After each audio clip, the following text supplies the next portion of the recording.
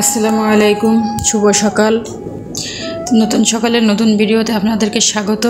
আশা করি আপনারা সকলেই ভালো আছেন। আলহামদুলিল্লাহ আমরাও বেশ ভালোই আছি। তো আজকের ভিডিওটা কিন্তু আমি শুরু করলাম একেবারে সকাল থেকে। মাত্র ঘুম থেকে উঠে ফ্রেশ হয়ে কিচেনেই চলে আসছি। তো এখন কিন্তু বাজে সকাল 7টায়। আমি আজকে আগে উঠছি, কারণ রাতে ভেবে রাখছি যে সকালে উঠে এই কাজটা আগে করতে হবে, কারণ 2 দিন ধরে তাল জ্বালানো হয়েছে। চুলার পাশে তাল ছড়িয়ে ছিটিয়ে আছে, অনেক নোংরা হয়ে আছে। তো দুপুরে রান্নার আগেই চুলার পাশটা পরিষ্কার করে নেবো, কারণ চুলার পাশটা না পরিষ্কার থাকলে কিন্তু রান্না করতেও ভালো লাগে না। আর চুলার পাশ পরিষ্কার থাকলে কিন্তু রান্না করতে ভালো লাগে, রান্না মনটাও ভালো থাকে। দেখবেন যে কোনো পরিষ্কার জিনিস দেখতেও ভালো লাগে, আর নোংরা জিনিস কিন্তু ছুঁইতেও ভালো লাগে না।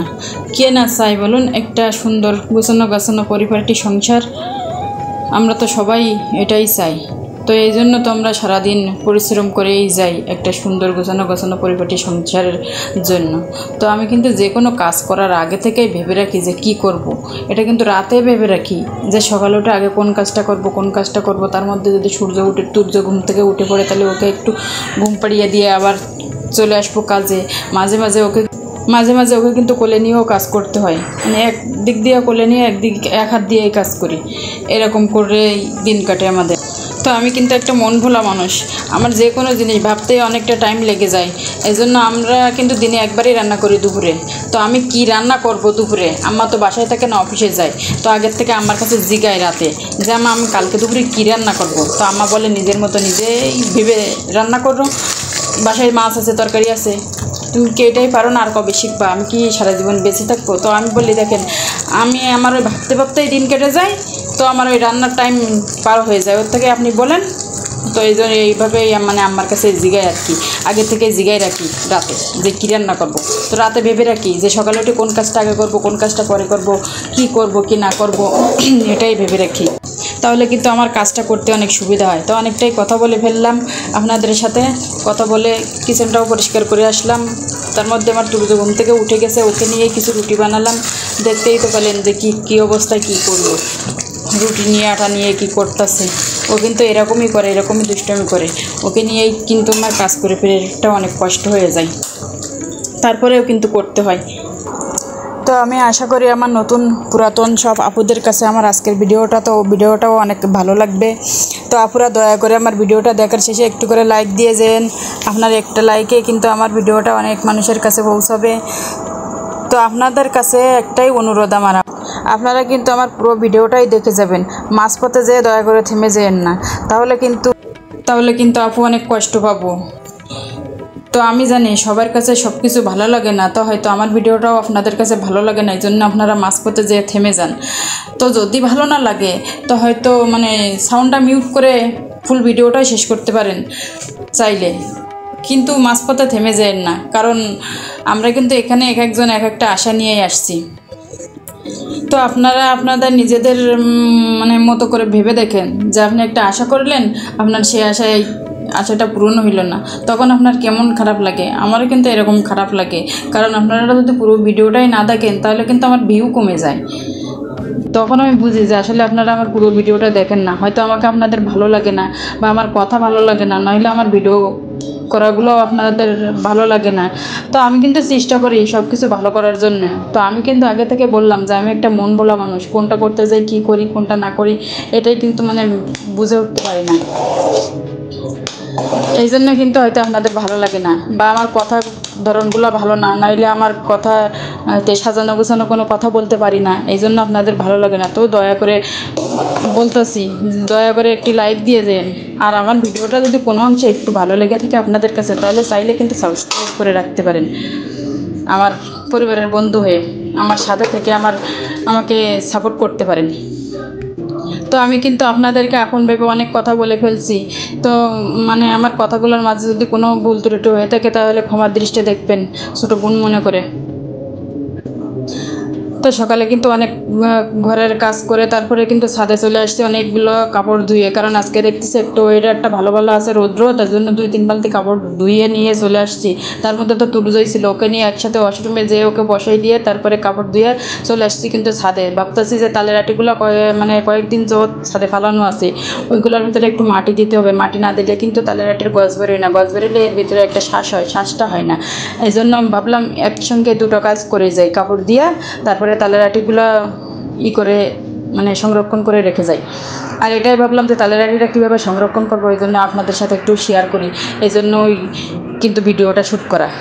তো দেখতে পেলেন মানে একটা ড্রাগন হয়েছে, অনেক দিন পরে কিন্তু একটা ড্রাগন ফল হয়েছে গাছে। দেখেন কতগুলো আমরাগুলো কিন্তু এখনও কচি কচি। বৃষ্টি কয়েকদিন যাবত অনেক বৃষ্টি হয়েছে, এই কারণে কিন্তু কুশকগুলো অনেক বড় বড় হয়েছে মাশাল্লাহ। এগুলো কিন্তু সব আমার হাতের লাগানো। তো আমি কিন্তু তুর্যকে ছাদে বসিয়ে দিয়ে তারপরে এই মাটি দিয়ে করছি, আগে কাপড় নাড়ছি, তারপরে মাটি দিছি, তালের আটিগুলো দিছি। এই গাছটা কিন্তু কয়েকদিন হইলো, 4-5 দিন হয়েছে মাত্র লাগিয়েছি, কিন্তু বৃষ্টি তো এই জন্য গাছটা অনেক সুন্দর হয়েছে।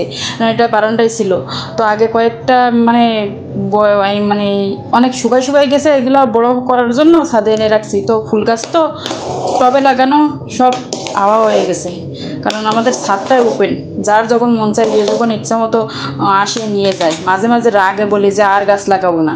এটা কিন্তু পুদিনা গাছ, অনেক বালতি ভরাই পুদিনার পাতা ছিল, তো এটাও ছাদে রেখে গেছিলাম, বারান্দায় ছিল। তো আমি ছাদে রেখে গেছি একটু রোদ লাগানোর জন্য। তো কয়েকদিন যাবত এমন বৃষ্টি পড়ছে, তো আমার আর ছাদে আসা হয়নি, এই জন্য আমার গাছগুলোই মরে গেছে। এখন ওই যে দেখতে পেলেন একটাই মাত্র গাছ আছে। তো আমার ছাদের কাজ শেষ, আমি কিন্তু বাসায় চলে এসেছি তুর্যকে নিয়ে। এটা তুর্য বাসায় এসছে, ও আর একটু ঘুমাইছে। তো আমি দেখলাম ওর বাবাও উঠে গেছে। তোর বাবা উঠে গেছে সকালে, আবার ওর বাবা ঘুম থেকে উঠলে মানে খিচুড়ি খেতে চাই, তো খিচুড়ি খেতে চাইছে। এখন কিন্তু সকাল 10টা বাজে, আগে উঠছি তো আগেই অনেক কাজ করা শেষ হয়ে গেছে, এখন কিন্তু সকাল 10টা বাজে। তোর বাবা খিচুড়ি খাইতে চাইছে, তো আমি ভাবতেছি ঠিক আছে, তো কাটাকুটি করে গোছায় রেডি করেন, তো খিচুড়ি রান্না করতে চলে আসছি। তো আপনাদের কাছে শেয়ার করতেছে এই কারণে, কারণ আমি কিন্তু প্রেশার কুকারে কোনো দিন রান্না করি নাই, মানে গোশ রান্না করছি, এমনি খিচুড়ি রান্না করি নাই, পারিও না। তো এই জন্য ভাবলাম যে আপনাদের কাছে একটু শেয়ার করি কেমন হয়। আর এখন তো 10টা বাজে, তাড়াতাড়ি করে প্রেশার কুকারে দিলে হয়ে যাবে এই জন্য।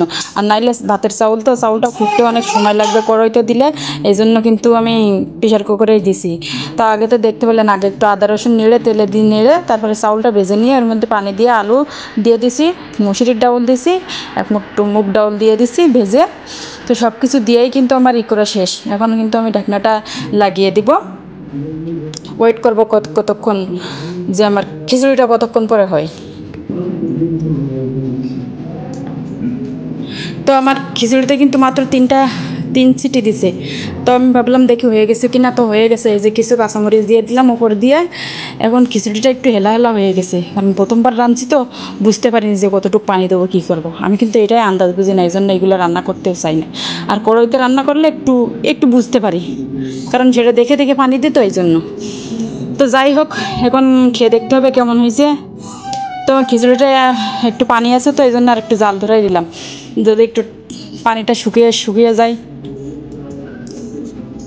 তো এখন না খাইলে বোঝা যাবে না, তো আমি একটু মুখে দিয়ে দেখলাম কেমন হয়েছে। তো লবণটা কিন্তু ঠিকঠাক আছে, মজাও হয়েছে, আমার কাছে মজা লাগছে। কিন্তু যার জন্য রান্না করছে সে খেয়ে দেখুক যে কেমন লাগে। তো এর মধ্যে কিন্তু ডিম ভেজে নিছি, ডিম ভাজা হয়ে গেছে, সূর্যের বাবাকে খেতে দিছি। সূর্যও ঘুম থেকে উঠে গেছি, সূর্যকে দিয়ে দিছি। এদিক থেকে কিন্তু নুডলস রান্না আছে, কিন্তু নুডলসটা সূর্যের বাবা পছন্দ করে না, সূর্যও পছন্দ করে, কিন্তু ও বলছে নুডলসটা আগে আমি খিচুড়ি খাবো, পরে নুডলস খাবো। বলছে ঠিক আছে। এই নুডলসটাও কিন্তু সকালে রান্না হয়েছে, সূর্য চাচু রান্না করছে। তো সূর্যের বাবা খেয়ে দেখছে, বলছে অনেক মজাই হয়েছে। তো আমরা যে যাই রান্না করি না কেন, কিন্তু যার জন্য রান্না করি সে যদি খেয়ে বলে যে না মজা হয়েছে, তাহলে কিন্তু মনটাই ভালো লাগে, পরে রান্না করতে কিন্তু ভালো লাগে। এরকম কিন্তু আমার শাশুড়ি আম্মা, এই যে আম্মা দেখছেন তরকারি কাটতেছে, রান্না করা শেষ, কিন্তু রান্নাটা আমি আর আপনাদের সাথে শেয়ার করলাম না, কারণ মানে আমি অন্য কাজ করতেছিলাম, ঘর পরিষ্কার করতেছিলাম, ঘর মুছতেছিলাম, আর আম্মা এদিক থেকে রান্না করতেছে, কারণ আমার এখন ছুটি আছে, আম্মা রান্না করে, এই জন্য আমি আর এটা আর শেয়ার করা হয় না আপনাদের সাথে রান্নাটা। তো তরকারি দেখতে পেলেন, আমি শুধু করলাটা ভাজছি, কারণ আম্মা ওইটা ভাজলে ওটা বলে অনেক তিতা হয়, এই জন্য আমার ওইটা তিতার দিকে যায় না, তো আমি তিতাটাই ভাজছি, আর অন্য দুইটা তরকারি আম্মাই রান্না করছি। তো কিন্তু রান্না করা শেষ, দুপুরে খাওয়া দাওয়া শেষ, অনেকটা সময় পার করে আমি কিন্তু ছাদে চলে আসছি, সকালে যে কাপড় দিয়ে গেছিলাম কাপড়গুলো নিতে। তো ভাবলাম স্বাধীন দেশটা একটু ঘুরে দেখি, এই জন্য এই যে ঘুরতে আসছি স্বাধীন দেশে। তো আমি কিন্তু একটু ঘন কথা বলি, তো আপনারা কমেন্ট করে আমাকে জানাবেন যে আমার কথাগুলো কার ভালো লাগে, কার ভালো লাগে না। ঘন কথা আবার সবাই পছন্দ করে না, আমার হাজব্যান্ড তো এই ঘন কথা পছন্দই করে না, আর কাকে কি বলবো। তো যারা যারা আমার সাথে এই পর্যন্ত আছেন, আমার ভিডিওটা দেখতেছেন, তাদেরকে অসংখ্য অসংখ্য ধন্যবাদ।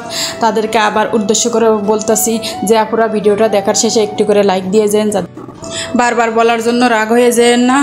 তো আজকে কিন্তু আমি অনেকটাই কথা বলে ফেলছি, দয়া করে ভুল ত্রুটি ক্ষমা করে দিয়েন ছোটো বোন হিসাবে। সকলেই ভালো থাকুন, সুস্থ থাকুন, আল্লাহ।